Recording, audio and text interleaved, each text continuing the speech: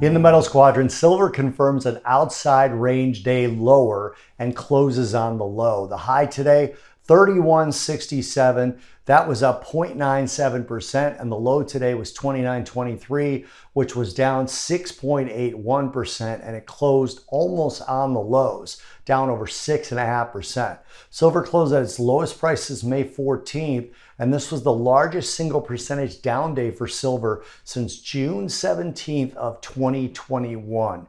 This is the third consecutive week where silver finished lower, and this was also the most negative week in terms of percentage change, down 3.8%.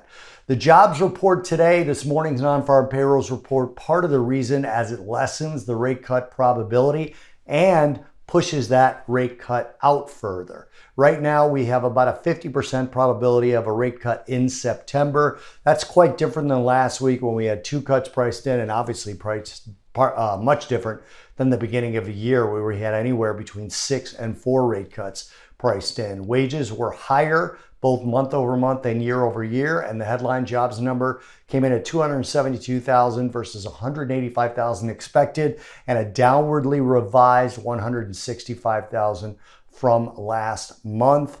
The US dollar spiked on this. Yield spiked double digits, which, given the typically inverse relationship between silver and the dollar, it put a lot of pressure on silver.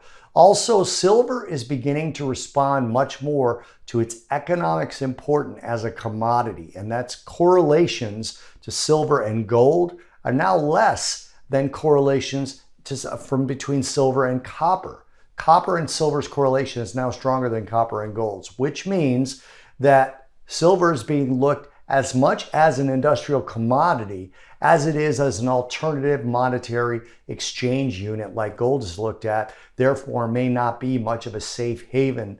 Well, I shouldn't say not much of a safe haven, but not as much of a safe haven as gold, and possibly more immune to the drops despite today's big drop of over 6.5%. So we want to keep an eye on that correlation and keep an eye on the way that silver responds. If the Fed does cut rates, that could mean more manufacturing activity, and that could mean a spike in silver that, relatively speaking, could be stronger than a spike in gold because it's being priced like a commodity. FOMC meeting is next week.